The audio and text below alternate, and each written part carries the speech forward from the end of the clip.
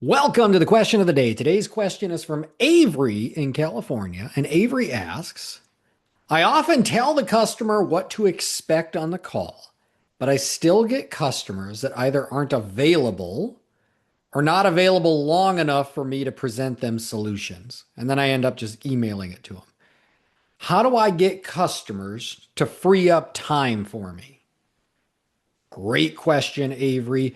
You're absolutely right. You need that customer freed up. You need that customer with you. So you're absolutely right.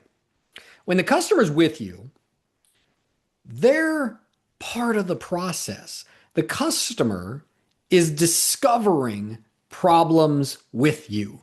They're discovering things they didn't even know about their house or their system.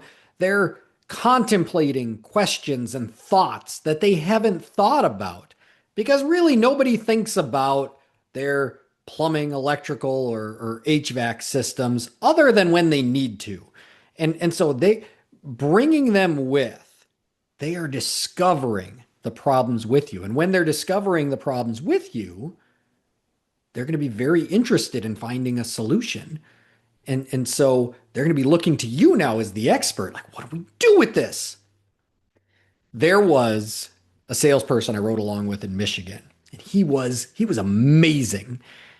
And he was really good at bringing that customer with. He was so good that not only did he bring the customer with, like he was in HVAC and he had the customer opening the furnace, right? Like he asked the customer, how much do you know about this system? Do you want me to show you a few things? Great. And then he started giving directions. He said, go ahead, shut that power off. Here, let's take these screws out, pop that open. What do you see? Right? Like he's asking, what do you see? And when we popped the lid off the system, it was full of dust and cat hair and like all kinds of spider webs and stuff. And the customer literally looked up at him like, ew, I didn't know all that was in there, right? And they're looking, and you could read the eyes of the customer going, what do we do about this? Is this bad? Like, and so that customer was part of discovering the problem and is now very interested in finding the solution with the salesperson.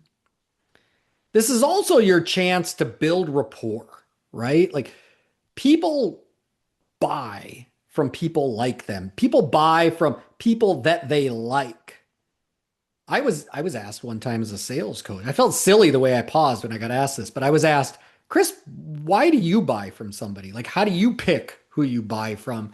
And I feel silly because I paused and I was just like, it's just honestly whoever I like the best. Like that's kind of like the simplistic way that you look. It's whoever you like the best, whoever gives you that feeling, right? Like we buy emotionally. We're not logic driven buyers.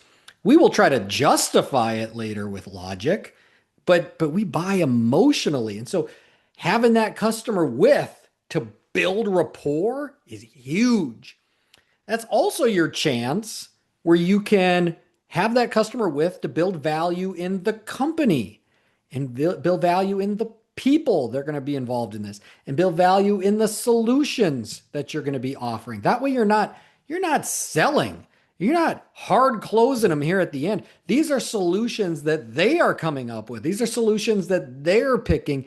They get to now choose that at the end rather than being sold that because nobody wants to be sold. This is also where you get to establish why you're better than the competition. And you should know that going into that, going into your call. This would be some pre-work. You need to know why you're better than your competitors. So I would make like a whole list and I would get the owner involved because the owner, they definitely know why they're better than the competitors, right? Like they built this business, blood, sweat, tears, time. Like they know why they're better. Like create a whole list of why are we better than our competitors and try to prioritize that list based on tangible things like Google score. We're a 4.9 with 4,000 reviews. Like that's very tangible. You can see that versus the other companies. Things that aren't as tangible would be like quality work. Well, you say quality work, your competitors also say they give quality work. And I, as a customer, I can't tell until it's over and installed. So that's maybe not a good one. You can still say it, and it's probably true, but but that's not as tangible for the customer. So establishing why we're better than the competition. And you should probably know your competition too. If you know you're a 4.9 with 4,000 Google reviews, like you should know which companies are not a 4.9 with 4,000 Google reviews. Knowing your competition allows you to flex different muscles in different scenarios to give you a leg up. So know why you're better than the competition. And all of this stuff is happening when the customer's with. This is where we're building value. And if you watch the best salespeople, they don't get a lot of price objections. The reason they don't get a lot of price objections is because they're really good at building this value up front. And when the value exceeds the price, price won't be an objection. Price is only an issue in the absence of value. I'm going to say that again because that is very powerful. Price is only an issue in the absence of value. So the better job you do having the customer with and building this value up front through your process, the less price objections you're going to get. And so you're absolutely right, Avery. You want to have that customer with. So here's how you get that customer to free up time and be with you. So first, you have to set a visual agenda. You should have a visual agenda or visual game plan of what we're going to do on this call today. And it should be very simple for the customer to understand, but it has to be visual. It cannot be, I just tell them.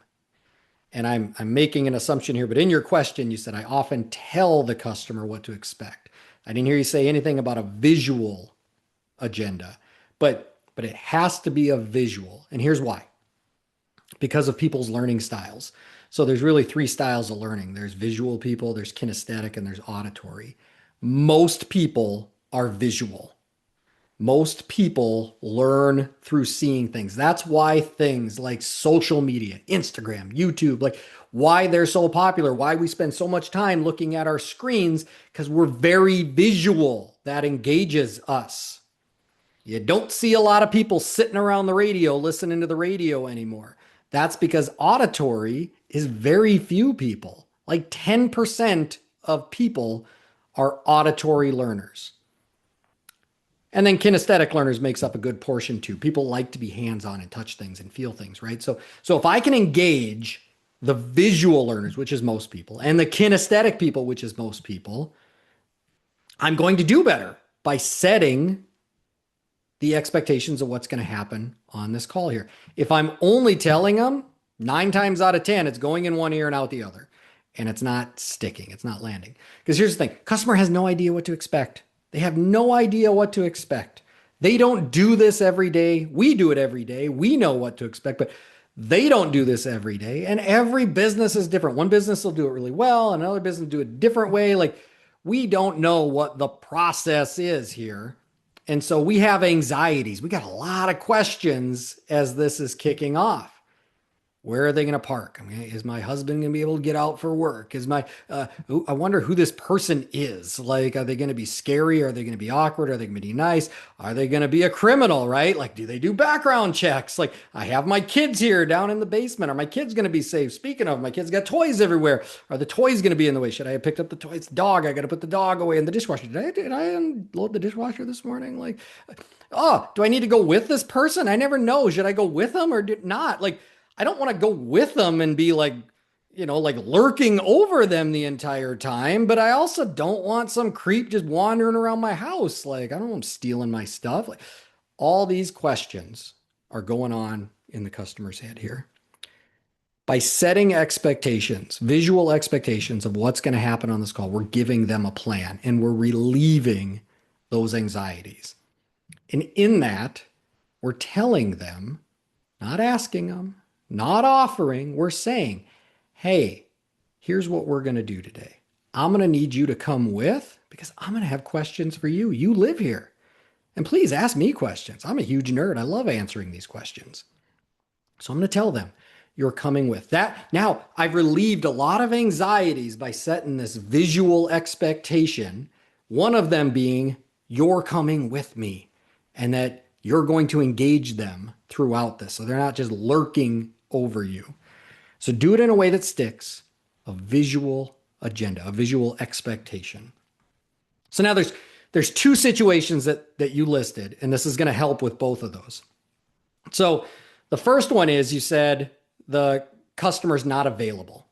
Okay. So it sounds like they're getting pulled in a different direction, something else. Now, when I ride along with companies, most often I see this, it's like a Zoom call. There's a lot of people that work from home and so they think, oh, I could just be on my Zoom call, I'm home, and they can go do their thing. But now I'm not engaged.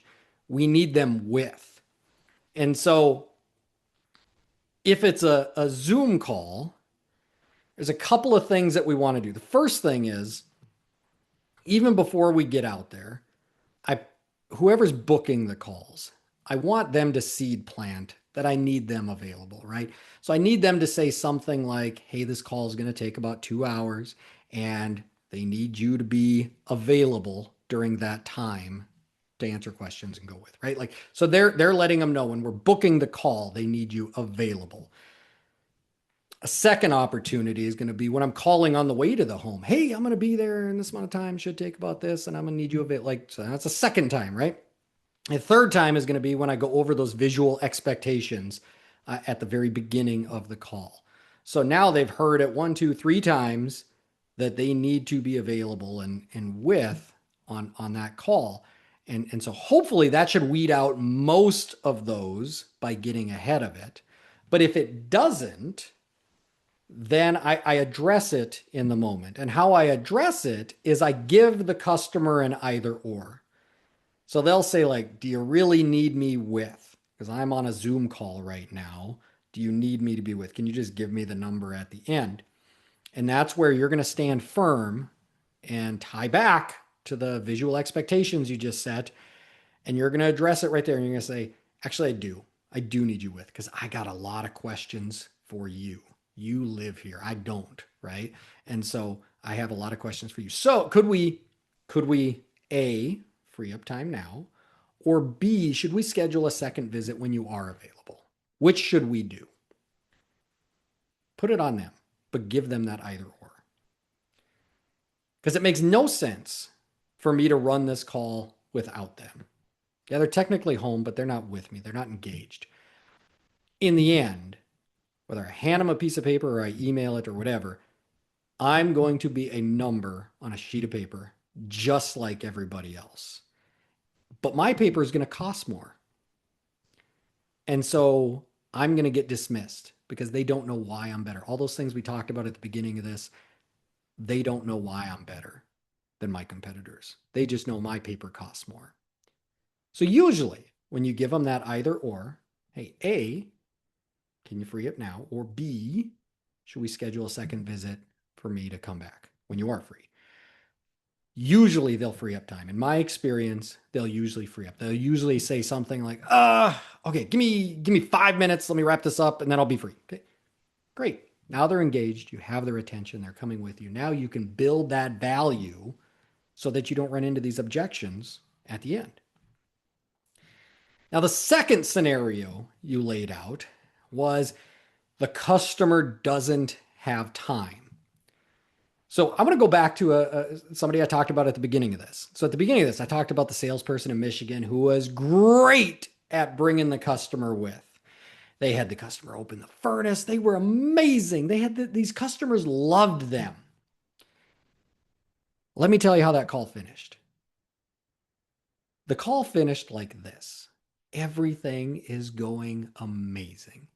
We start building our options. We're about to present our options.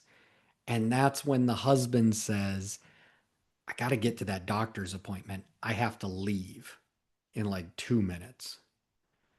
Now the salesperson starts panicking. I did all this work. Everything's been going good. I got 2 minutes to present. Like, I can't go through these options in 2 minutes. So he tries really, he goes through he like lays them all out. And this, but well, then they were like, wow, that's a lot of money, right? Like, and so this was all too fast, too quick, too much money, right? Like it didn't work. Too much stress, too much anxiety. And it was all because we ran out of time. What we didn't do very well, as good as we were with bringing the customer with, we didn't do a good job establishing how long this call was going to take. Because had we done that when we set the visual expectations, we would have identified these customers only had 1 hour. In 1 hour, they had to go to the doctor. And then we could have done something about it. So if you set the visual expectations up front and you say, hey, this call is going to take about 1 to 2 hours, that's when you'll identify this objection. And then you can start game planning how this works. So here's the question you have to ask. When a customer ever says like, oh, I have to run, da, da, da, da. If there's ever a time issue, you say, how much time do you have? Get a context for that. How much time do you actually have?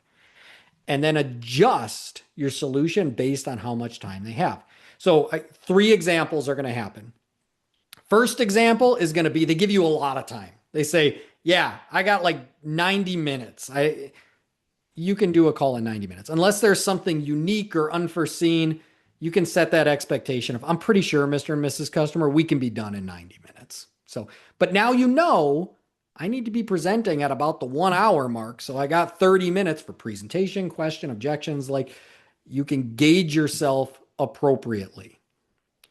Scenario 2 would be they say something more middle of the road, like 60 minutes. Like I might be able to get done in 60 minutes, but I also don't want to sacrifice a bunch of value. So I might not be able to get done in 60 minutes. So if they say something more middle of the road, you're going to say, you're going to set the expectation for a second visit. You're going to say 60 minutes is a lot of time. Let's work and see as far as we can get in 60 minutes. We might be able to get done. I also might need to schedule a second visit to come back and finish up. Does that sound fair? Fair enough. Third scenario is they give you a real short window of time and you do not have time without sacrificing value in your process. That's where you're definitely going to schedule a second visit. So that would be like they say 30 minutes. So you would say, ooh, 30 minutes. Yeah, we're not going to get done in 30 minutes. Here's what we can do. I'm going to work right up to that 30 minutes. And then let's schedule a second visit and I can come back, finish up, and we can go over the options then. Does that sound fair? So when you run into that, set the visual expectations, set the expectation for time. That's when they're going to tell you, hey, that time doesn't work. We got a thing, right? And your question is, how much time do you have? And then based on those 3 scenarios, adjust. Got a lot of time? No problem. Middle of the road, we might need a second appointment. And short amount of time, we're definitely going to need a second appointment here. So that's today's question of the day. Practice setting those visual expectations. These issues will almost disappear. And I would challenge you to do this. Do it visually. Every customer, every time. 99% of the time, the issue with the visual agenda or the visual expectation, it's in your head. You, the salesperson, it's in your head. Customer does not care. Customer's not going to be weirded out by this unless you don't practice and you're really awkward. But if you practice this and you make it seamless, mine takes about 38 seconds when I time myself. I've never had a customer that was like weirded out or thought this was stupid. Could there be one? Maybe, but that's one dude. I'm not worried about the one dude. Everybody else benefits from this. Case in point, I rode along with a team in Oklahoma and they were very against setting visual expectations. But one of the guys, one of the plumbers I was riding with, he let it slip that, yeah, the company made us create this visual agenda. They made us set these visual expectations. None of us use it, but I kind of had a hand in creating it. Like I had a lot of input into it. So he was bragging about the input he had on their card that they had. And so I used that. I said, oh, well, if you had a hand in creating it, I mean, might as well try it out in the field, right? Could I get you to try it? One customer, and the look, the side eye he gave me while he was driving, I could have killed. And he was like, ugh. And he realized what he had done. And he goes, I guess. And so we get to the call. And we go into the customer's home and he does the agenda card. You could tell he's never practiced it, but it's pretty good. Like I don't know that the customer could tell as much. And he sets a visual agenda, some expectations, and then we carry on with the call. And we get back to the truck. And I real excited. I go, did you see what happened after you did that? And he goes, no, what? I said, exactly, nothing. Customer didn't care. Nobody cared. The only thing that really happened was your customer got a better experience and you had a better outcome with the customer. That was it. Customer didn't care though. So do this. Every customer, every time. And if it feels awkward, practice your way through it. That means you haven't done it enough times. This amateurs practice till they get it right. Professionals practice till they can't get it wrong. Practice. That's today's question of the day. If you're enjoying question of the day, follow, share, give a rating. Question of the day is on major streaming platforms. If you're not enjoying question of the day, you're not listening anymore anyway, so it doesn't matter, but keep it to yourself. If you have a question, reach out to me either on social media or email. Both are going to be listed below in the show description. Let's get your questions answered. And if you're a Nexstar member, schedule a call with me. Let's address this one-on-one. Let's dive into your specific situation. I'm Coach Chris. We will see you tomorrow.